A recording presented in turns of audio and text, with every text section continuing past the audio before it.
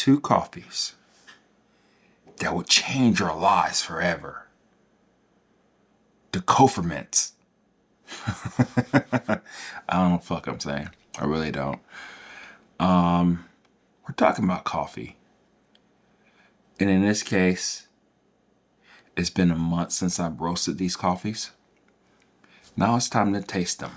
However, before I actually taste them, I just want to talk about it. My predictions, where the industry's going, my first initial predictions of what I may think of these coffees. And we'll go from there. Co-Ferments. Some people love them, some people hate them. I think I've actually had one or two Co-Ferments before in my life. One was at the SEA convention last year. I forgot what it was, but it was vivid. It was actually exactly what you think that the coffee is, And it's one of those things to where that's probably part of the problem. So these coffees right here, I got a sample from Crown Jewel, from Royal Coffee, their Crown Jewel selection. And I got two. It's from the same producer. It's a Colombian carbonic honey processed coffees. And this one over here on my right is a green apple. Oh my God. Yeah. Amazing smell. Whole beans. This is probably one of the most intense coffees I've ever smelt. When I roasted it, it was a little tricky to roast actually, just thinking about it. But as soon as I pulled it from the roaster, the smells were extremely instantly intense. I was like, okay, it's gonna die down. It has not died down yet. Not died down at all.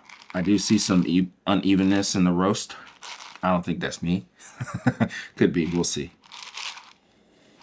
So honey. Don't know really all the stuff that's with this type of processing. We'll talk about that a little bit more. So this one on my left is a peach. The peach is extremely intense. It has that blood orange type of smell to me. This one's a little bit more evenly roasted, it seems. One of them is a light roast and the other one is a medium to light roast. They're probably more so the same. And that's the coffees. Carbonic honey co-ferment processing.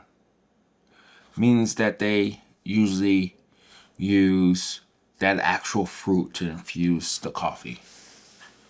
So that's what we're doing here. That's what we're tasting. That's what we're supposed to be tasting. And the thing about it is like, why do we have to do that? I think that's one of my biggest gripes with the way things are going right now. A lot of times, I know in the past, we all look down on, a lot of people look down on flavored coffee. The vanilla extracts, the French, whatever it may be, French, whatever, you know what I'm talking about. You got the pecan, you got the vanilla, you got the caramel, you got the hazelnuts, you got all those different things as we're talking about coffee, right? And those are infused with alcohol. I know because I used to do that quite a bit. For certain customers, that's just what they wanted. They gravitated to it all the time. So I'm very familiar with that type of processing. It's not really processing, it's just what you do after the actual roast. Do you actually taste those flavors? To an extent, you do, especially over a nice creamer or milk-based drink, you will taste it. If you drink it by itself, not so much, really. It's just kind of wondering why, if it is fighting with that coffee, depending on the coffee, the vessel. A lot of times whenever I used to do that, I used Brazilian because it had more so like a blank slate. So those flavors had a better shot of actually infusing so you can actually taste what that is. This is more so the same. Let's be honest here. This is more so the same. It is. It is literally infusing flavor into a coffee through processing after harvesting. That's really what you're doing. And then one of the things I think about often, quite a bit, when I think about these coffees that have been doctored, altered, changed, enhanced, is that what does it taste like before that? Does it taste good already? Is it something that I will gravitate to anyway? Those are some of the things that I constantly think about all the time when it comes to these doctored, altered coffees beyond the traditional way of actually processing coffee. I could be an old head, liking saying that the good old days, they're not like it is what they were before, but you know, I've been tasting some really decent coffees lately. Most of them have been washed. There has been a couple that have been natural, white honey here and there. But at the end of the day, these type of processings are here to stay. They just are, you know? And the thing about them is that what do we do about it? Because a lot of times people just smack a label on it saying that this is what you're going to be tasting. And they're like a lot higher prices. Do you want to pay for those prices? Do you see the awesomeness in these type of coffees? Or are these like one-hit wonders, or do you have to have them at a certain time? Like naturals are, to an extent, to me. It's like they hit you really hard and punchy, and then they die down. You know? And that's what I'm sensing that this is going to happen with this. It's a coffee that seems very complex, but is very one-dimensional. That's my predictions. Let's just talk about my predictions right now. I think this coffee is going to be extremely loud, extremely in your face, not subtle whatsoever, especially in an initial sip of the coffee. I think I am going to taste those flavors, those green apples, but then I think as I keep drinking, coating my mouth, those flavors are going to change a little bit. I think as the coffee cools, it's going to be more so the same. I don't think I'm going to get anything different in that realm. I know the smell is going to be extremely intense, especially after I grind this coffee. Something that I probably would have never, ever thought to have smelled in coffee. I wonder if the taste is going to be better than the smell. More than likely it's not. Just keeping it real. It's not that I have a lot of expectations for these coffees. They are what they are. Hopefully they are juicy and amazing and magnificent. But that's not up to me. Not right now. It's just me just tasting and enjoying these coffees as much as I can. I don't think I'm going to be enjoying this coffee for the long haul. I would gravitate and think about the novelty aspect of these coffees. But after that, I may get bored of it. Like I said, that coffee that I had at the convention last year,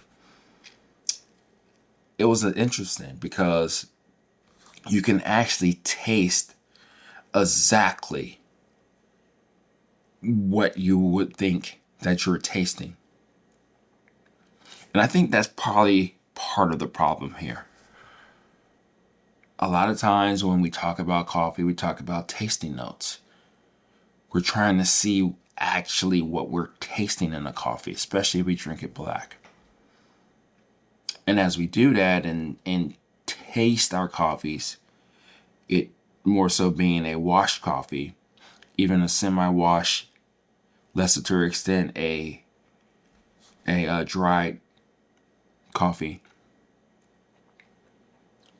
those flavors can be subtle. They can barely tell the story of that coffee. Sometimes you have to manipulate it some way, somehow, in order to bring out the flavor and the taste of that coffee. So I get it. I'm not lost in this whole notion. But is that really what we're trying to do here? We're so like bored or just done with regular processed coffees that we have to step it up a notch because we can't get that kick, that high, that understanding of what that coffee is. Is that what we're doing here? And if we're doing that, say it. Say the damn thing. I just want more flavor in my coffee. And this is the way I get it down with it. Could be that. It just could be that. So those are the things that I think about constantly because we're altering, we're doctoring the coffee beyond its natural taste. We're putting flavor into it. Kind of bizarre if you think about it. So that's just kind of like where I'm thinking right now. This is my soapbox. I haven't drank these coffees yet. I wanted to give you my predictions, my initial thoughts of what I think that's going to be magical or not magical in these coffees. I think my expectations are low. So hopefully when I actually do drink them, it's going to be amazing. And I'll report back to you, of course. But even if they are great, what I just said, I think that's the current state that we're in right now. Because they're not trying these processings for the fun of it. They're trying to see what you want, why you care about it. The processors, all the other people involved in actually trying these methods. They're thinking about you and what you care about. And if it's actually something that you really, truly want. Because don't get it wrong, don't get it twisted. These are not going to be cheap. Especially not now. They're only going to get more probably expensive. And then eventually they'll probably start coming down in price. But if you want a bag of this, it's going to be pretty expensive, I would think. Because of the amount of work involved in all of this. So, is this the evolution of coffee? Or are we just bored? I'm going to let you answer that question. Talk to you later. Bye.